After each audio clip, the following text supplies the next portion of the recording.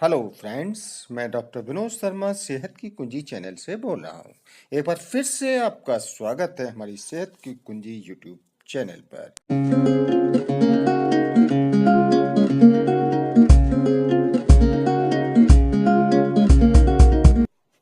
हाँ दोस्तों, आज मैं आपके सामने जो वीडियो लाया हूँ वो है काली खांसी के बारे में। ज़्यादातर सब लोगों ने काली खांसी का नाम सुना होगा। जिसके छोटे बच्चे होते हैं उन्होंने तो ज़रूर सुना होगा कि काली खांसी, जिसको कुकर खांसी भी बोलते हैं, हुपिंग कफ भी बोलते हैं, ये बहुत बुरा हाल कर देती है खांसी।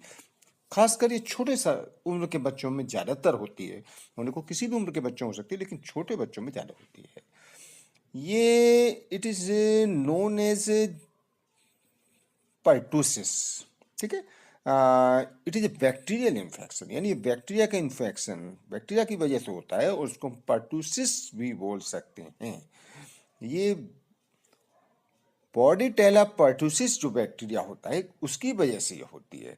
और ये मोस्टली जो हमारे रेस्पिरेटरी जो सिस्टम है यानी श्वसन प्रणाली में होने वाला इन्फेक्शन है। और ये किसी भी उम्र के व्यक्ति को हो सकता है। और ये जिसको हो जाए तो समझो 3 से 6 हफ्ते तक ये बीमारी तंग करती है। और ये ना सोचें कि टीका बचपन में हमने लगवा लिया तो हमको बीमारी नहीं हो सकती। टीका लगवाने के बाद भी ये बीमारी हो सकती है। तो क्यों हो जाती है टीका लगवाने के बाद भी? इसकी वजह है कि जिन बच्चों में जिनकी रोग प्रतिरोधक यानी शक्ति यानी इम्यूनिटी पावर कम हो जाती है या ख़त्म हो जाती है, उन बच्चों में हो सकती है। या जिनकी उम्र बहुत कम हो और टीका न लग पाया हो, उनको हो सकती है। और इसके लक्षण क्या हैं? अब बात आती है कि इसके सिम्टम्स क्या हैं। इसके सिम्टम्स शुरू में तो हमें बहती हुई नाक होगी, नाक बंद हो जाएगी, रेड आइज हो जाएंगी, आंखों से पानी आएगा, बुखार भी, बलगम और हुपिंग, खांसी में हुप टाइप की आवाज आती है, हुपिंग। इसीलिए इसको हुपिंग कफ या बोला जाता है।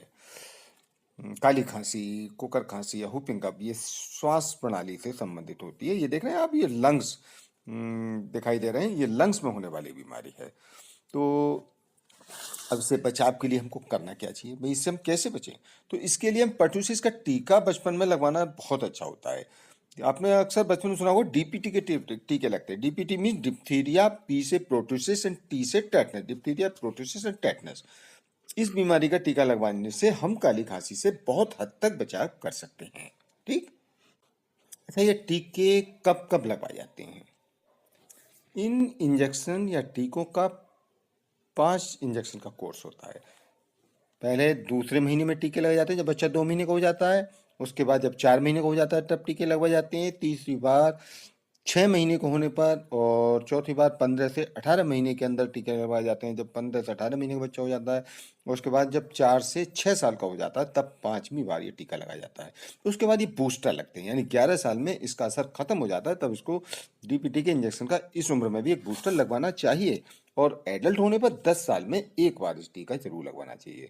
इसके अलावा गर्भवती महिला यानी जो प्रेग्नेंट लेडी हैं उनको 27 से 36 हफ्तों के 27 से 36 हफ्तों के बीच में परट्यूस का टीका जरूर लगवाना चाहिए। उससे काली खांसी होने का डर नहीं रहता।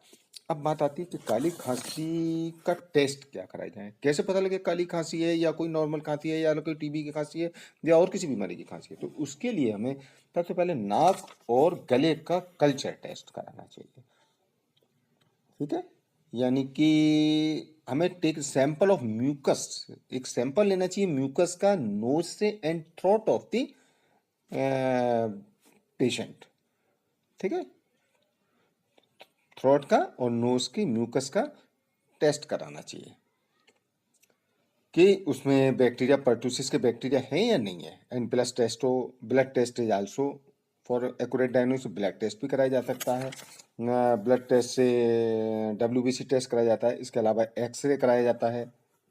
और एक्सरे में देखा जाता है कि लंग्स में कोई इन्फ्लामेशन या सूजन वगैरह तो नहीं आ रही है, या प्लूरल इफ्यूजन यानी कोई फेफड़ों में पानी तो नहीं भरा हुआ है, या निमोनिया वगैरह तो नहीं हो रहा है।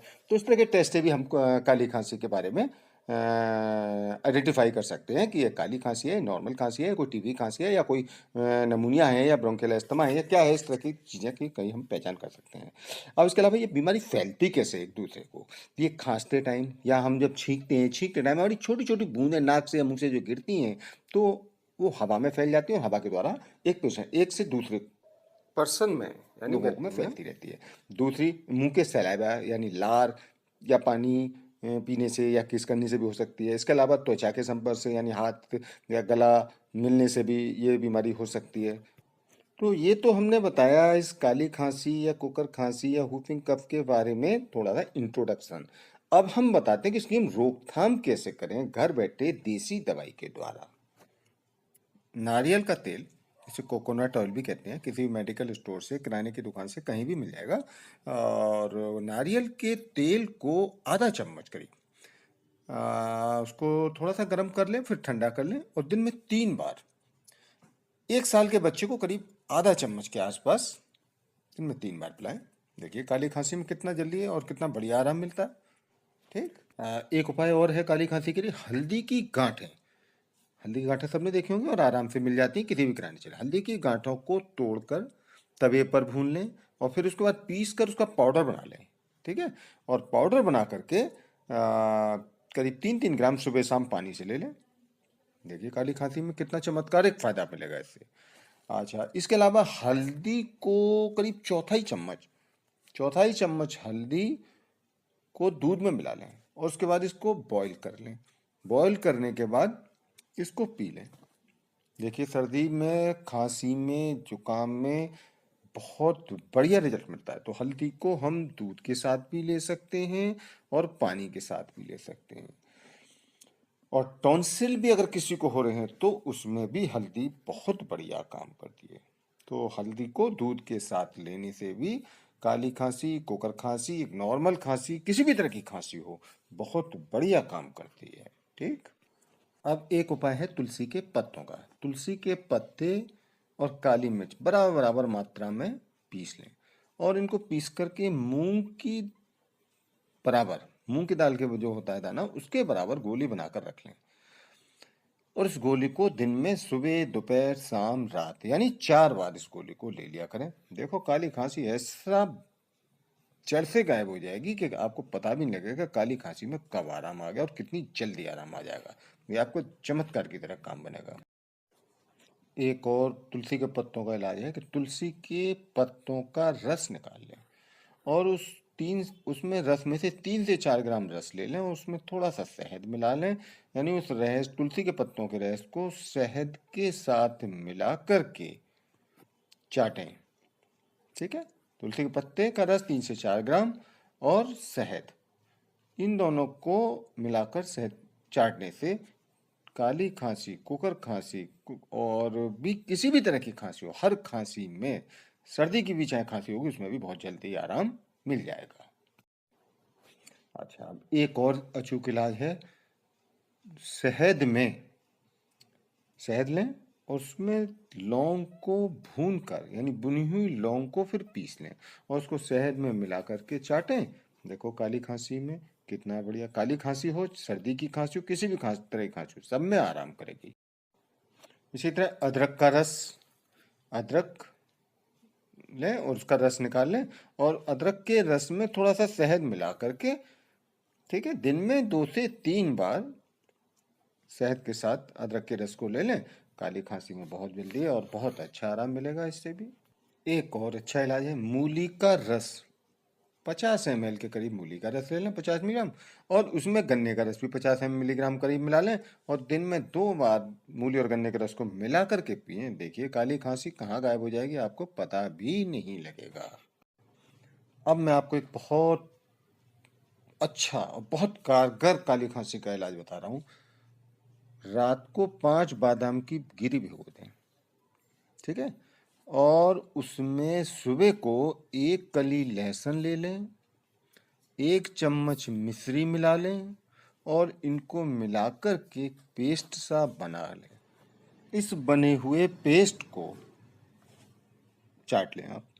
अब आप देखना कि 3 से 5 दिन में कितनी भी पुरानी से पुरानी काली खांसी होगी वो भी आपकी बिल्कुल जड़ से खत्म हो जाएगी।